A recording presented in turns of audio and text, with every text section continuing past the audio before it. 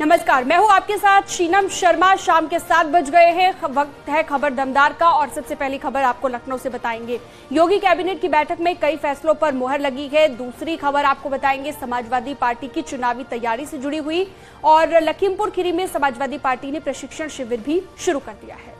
तीसरी खबर गाजियाबाद से, जहां पर गेमिंग ऐप से धर्मांतरण का मामला सामने आया है। तो वहीं चौथी खबर में मुख्तार अंसारी की सजा के खिलाफ अपील पर हाईकोर्ट सुनवाई को तैयार हो गया है। नोएडा में अवैध फार्म हाउस पर बुलडोजर चला है, तो वहीं दूसरी तरफ ग्रेटर नोएडा में किसानों ने अथॉरिटी का घेराव भी किया। आखिरी खबर वाराणसी से है, जहां पर 7 पुलिसकर्मियों को सस्पेंड कर दिया गया है। ये खबर भी आपको विस्तार से बताएंगे। शुरुआत बड़ी खबर के साथ करते हैं, जो कि लखनऊ से है। योगी कैबिनेट में 22 प्रस्तावों पर मुहर लग गई है। नई तबादला नीति 2023-24 को मंजूरी मिल गई है। सड़क निर्माण में डक्ट नीति को मंजूरी दे दी गई है। इसके अलावा 23 बस स्टेशन को हाईटेक किया जाएगा। इस प्रस्ताव पर भी कैबिनेट ने अपनी मुहर लगा दी है। पीपीपी मॉडल पर हाईटेक होंगे बस स्टेशन। सीएम योगी की अध्यक्षता में यह बैठक हुई है।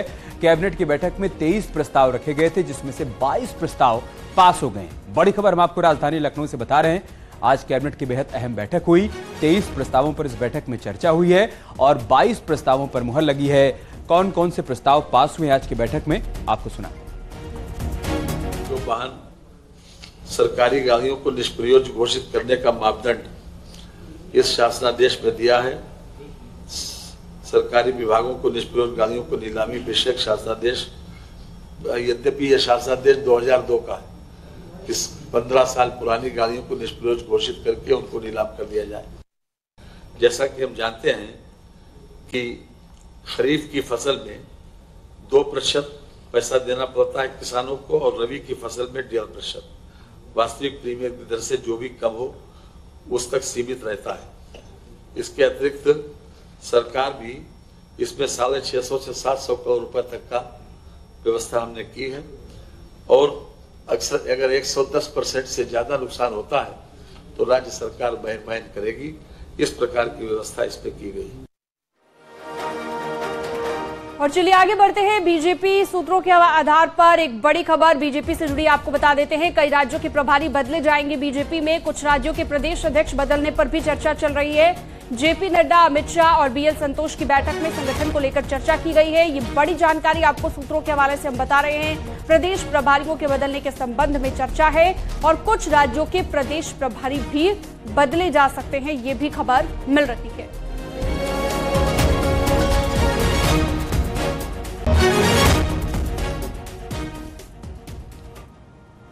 उधर आगरा के व्यापारी सम्मेलन में पहुंचे यूपी के डिप्टी सीएम केशव प्रसाद मौर्य ने समाजवादी पार्टी के मुखिया अखिलेश यादव पर बड़ा हमला बोला।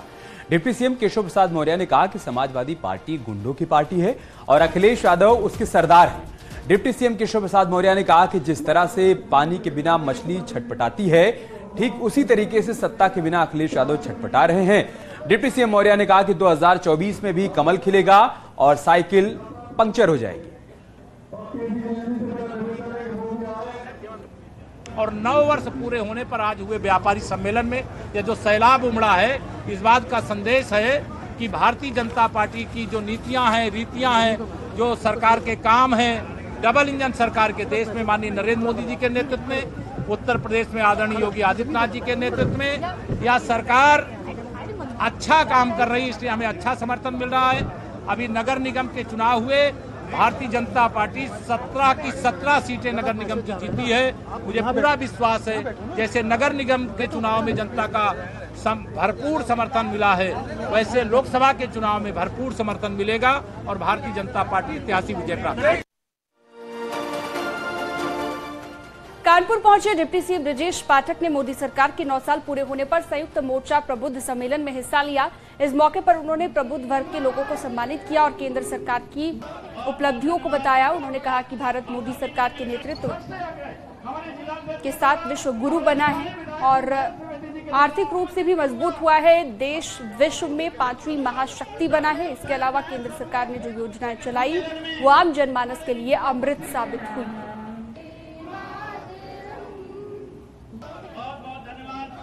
आज कानपुर में सभी मोर्चों का समवेत एक सम्मेलन आयोजित किया गया है। इन 9 वर्षों में देश में आम आदमी, गरीब आदमी के जीवन स्तर में बदलाव लाने में भारतीय जनता पार्टी की सरकार सफल हुई है। इन 9 वर्षों में माननीय प्रधानमंत्री नरेंद्र मोदी जी के कार्यकाल में देश दुनिया में भारत माता की छवि एक नए रूप में उभर करके सामने आई। भारत का मान सम्मान पूरी दुनिया के पैमाने पर बढ़ा है। उधर लखीमपुर खीरी में समाजवादी पार्टी का 2 दिवसीय प्रशिक्षण शिविर आयोजित किया गया। इस शिविर में बूथ स्तर से लेकर जिला तक के 5000 प्रशिक्षार्थी शामिल हुए।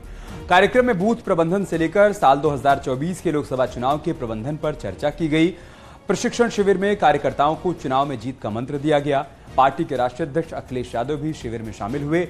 उन्होंने अपने संबोधन के दौरान कहा कि 2024 के चुनाव के लिए इसी महीने में बूथ और सेक्टर स्तर का संगठन तैयार कर दिया जाएगा। और साथ ही उन्होंने कहा कि पिछले विधानसभा चुनाव में रही कमी को दूर कर लोकसभा चुनाव में समाजवादी पार्टी के गढ़ रहे इलाकों को फिर से गढ़ बनाया जाएगा। अखिलेश यादव ने दुधवा नेशनल पार्क में किराया और पर्यटन महंगा होने का विरोध किया। न्यूज 18 से खास बातचीत में अखिलेश यादव ने तमाम मुद्दों पर अपनी राय रखी। दुधवा इसलिए नहीं जा पाए, सुना है कि मंगल की छुट्टी कर दी उन्होंने। पहले किसी और दिन की छुट्टी रखते थे, अब सुनने में आया कि आज के दिन की छुट्टी की है। ठीक बात है, जानवरों को भी रेस्ट मिलना चाहिए और सरकारी कर्मचारियों को भी रेस्ट मिलना चाहिए। लेकिन इससे बड़ा सवाल है कि जो टिकट मामूली पैसे में मिलती थी, जहां पर गाइड या अन्य कर्मचारियों को मौका मिलता था, कारोबार अच्छा चलता था, ये चाहते हैं कि इतनी महंगी कर दो कि इनकी जो खराब व्यवस्था है वो लोग न देख पाए। 6000 की टिकट कौन अफोर्ड कर पाएगा?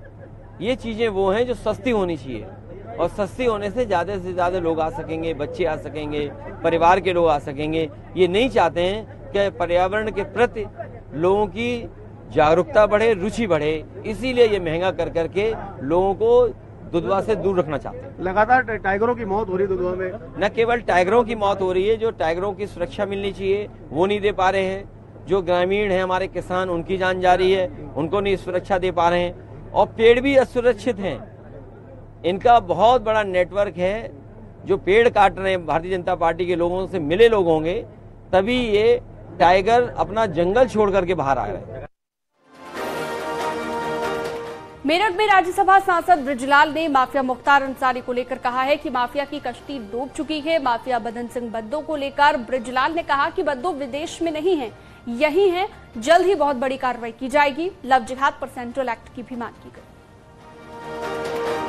और ये लव जिहाद का जो है उसको खैर जोगी ने तो सरकार वो बना दिया, एक्ट बना दिया, लेकिन इसको हम पूरे समाज के, देश के लोगों को इसको लड़ना है।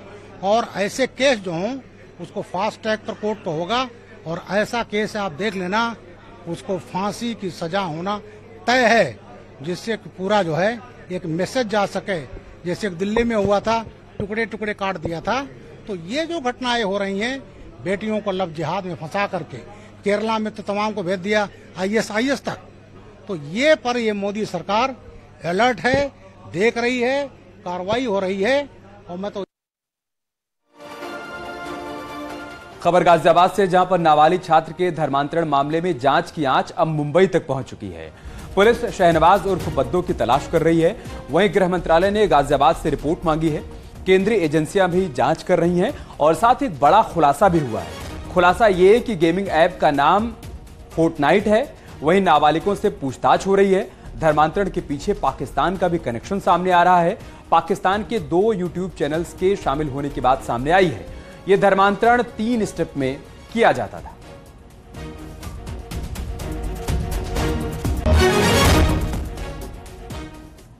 और चलिए आगे बढ़ते हैं। मुंबई से अगली खबर। आरोपी बद्दो परिवार समेत घर से फरार। ठाणे के मुंब्रा इलाके में है आरोपी शाहनवाज मकसूद खान उर्फ बद्दो का घर। और बद्दो के पड़ोसियों के मुताबिक बद्दो के घर में 3 भाई और एक बहन है।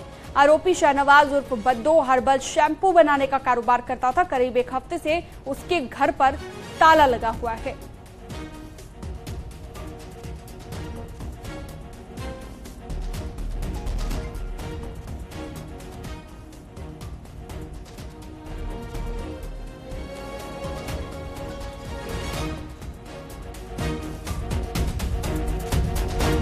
उनकी माँ है बस, और कोई भी नहीं। कब से बंद है घर है? ये घर ना 5 दिन से बंद है, अभी आज का 5वां दिन। परिवार में कितने लोग रहते हैं इनके? 4 जन, 2-3 बेटे और एक माँ, बस। शहनवाज को आप जानते थे क्या? शहनवाज अच्छा है, वो छोकरे लोग अच्छे है। ईटू साजू से जानते थे हम लोग, शहनवाज किस हिसाब से नहीं जानते थे। ईटू साजू जानते थे। एक छोटा वाला है, उसका नाम क्या है, बस 3 लोगों को मैं जानती हूँ। कितने दिन हुआ ये ताला लगा हुआ इनके घर में? अच्छा 5वां दिन है। 5वां। तो धर्मांतरण को लेकर यूपी पुलिस की 4 टीमें मुंबई के मुंब्रा इलाके में धर्मांतरण के मास्टरमाइंड को गिरफ्तार करने के लिए पहुंची हैं। लेकिन आरोपी शहनवाज पुलिस के पहुंचने से पहले ही परिवार समेत फरार हो गया। अभी आपने सुना भी। तो वहीं पूरे मामले पर महाराष्ट्र सरकार और प्रशासन हरकत में आ गया है। डिप्टी सीएम देवेंद्र फडणवीस ने कहा है कि गेमिंग के जरिए धर्मांतरण का मामला सामने आया है, जांच की जा रही है। मंत्री मंगल प्रभात ने पूरे मामले पर कहा कि सरकार मामले को बेहद गंभीरता से ले रही है, दोषियों पर कड़ी कार्रवाई करेंगे। गृह मंत्रालय योग्य कार्रवाई कर रहा है, इसीलिए आरोपियों को भूमिगत होना पड़ा। एक भी बचेगा नहीं, एक भी छूटेगा नहीं और इसी घटना की पुनरावृत्ति नहीं होगी। हम आज ही महाराष्ट्र के गृह मंत्रालय से मिलकर एक छोटी कमेटी बनाएंगे और जब तक ये बच्चे अपने माँ बाप के पास नहीं पहुंचाए जाते तब तक उनको बाल सुधार गृह में रहने की व्यवस्था करेंगे। लगता है इसे जो डिजिटल गेम तैयार किए जाते हैं उस पर भी ध्यान देने की आवश्यकता है, लगता है। हाँ, वो केंद्र सरकार ने पहले भी उनके प्रतिनिधि लगाए और ऐसे सारी भी गेमिंग एक्टिविटीज के ऊपर प्रतिबंध भी लगाया जाएगा और इसके पीछे जो लोग हैं उनको दंड भी दिया जाएगा। आगे बढ़ते हैं। कन्नौज के गुड़ सहायगंज में विसर्जन के दौरान बड़ा हादसा हो गया। बताया जा रहा है 5 लोग विसर्जन के दौरान डूब गए हैं, जिनमें से 3 को स्थानीय गोताखोरों ने निकाल लिया है। वहीं 2 लोग अब भी लापता हैं, जिनकी तलाश की जा रही है।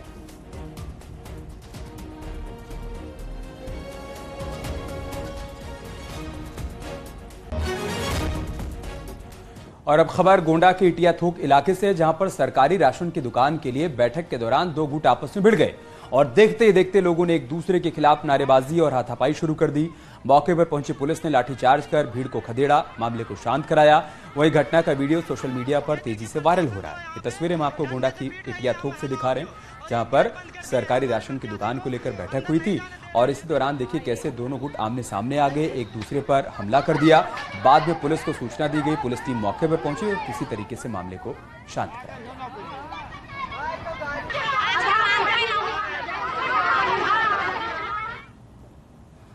और अगली खबर वाराणसी से, जहां पर कार्ड में लावारिस हालत में 93 लाख रुपए मिलने के मामले को लेकर बड़ी कार्रवाई हुई है। दरअसल मामले में पुलिसकर्मियों की भूमिका संदिग्ध पाई गई, जिस पर कार्रवाई करते हुए 7 पुलिसकर्मियों को सस्पेंड किया गया। आपको बता दें कि 29 मई को एक कार से लावारिस हालत में 93 लाख रुपए मिले थे, जिस पर पुलिस सप्ताह भर बाद भी नतीजे पर नहीं पहुंची और मामले को दबाने की कोशिश करती रही और अब इस पर एक्शन लिया गया।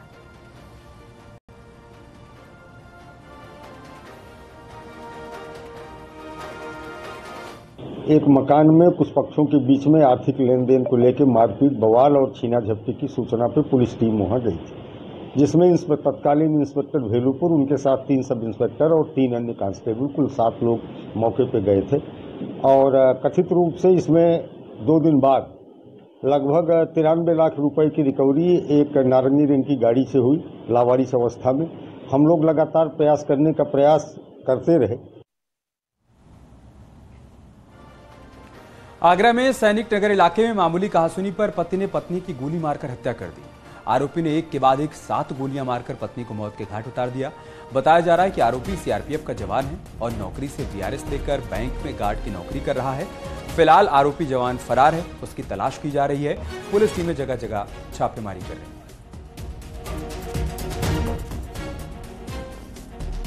आगरा के थाना सदर क्षेत्र के राजपुर चुंगी पर सीआरपीएफ के सेवानिवृत्त एक सिपाही ने अपनी ही पत्नी को गोलियों से भूनकर छलनी कर दिया।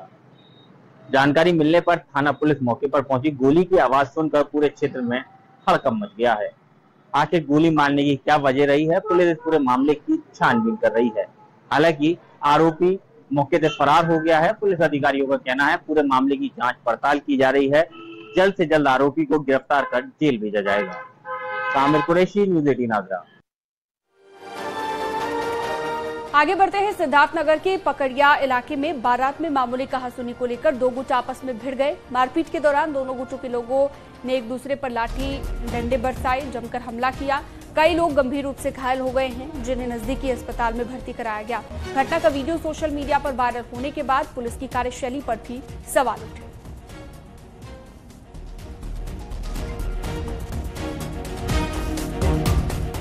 उधर पूर्वांचल की माफिया डॉन मुख्तार अंसारी से जुड़ी एक बड़ी खबर प्रयागराज से आई है। इलाहाबाद हाईकोर्ट ने गैंगस्टर मामले में मिली 10 साल की सजा के खिलाफ मुख्तार अंसारी की अपील मंजूर कर ली है।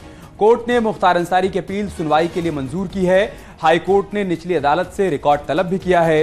हाईकोर्ट मुख्तार अंसारी की जमानत पर अब 24 जुलाई को सुनवाई करेगा।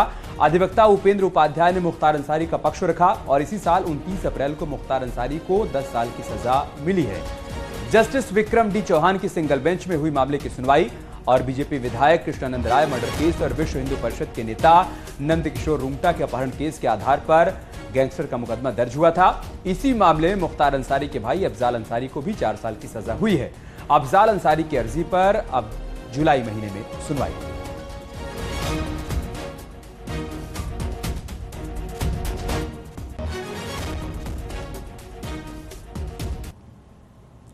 यूपी उत्तराखंड के नंबर 1 न्यूज चैनल न्यूज 18 के मंच पर पूर्वांचल के विकास की कहानी पूर्वांचल के दिग्गजों की जुबानी।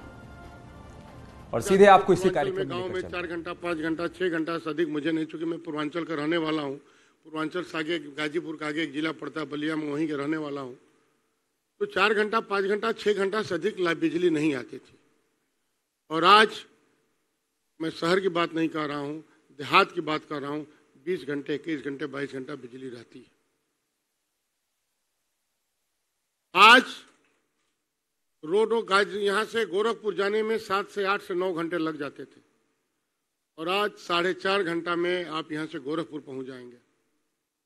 बलिया आप 3.5 घंटा में पहुंच जाएंगे। लखनऊ 4.5 घंटा में पहुंच जाएंगे। इलाहाबाद 2 घंटे में पहुंच जाएंगे।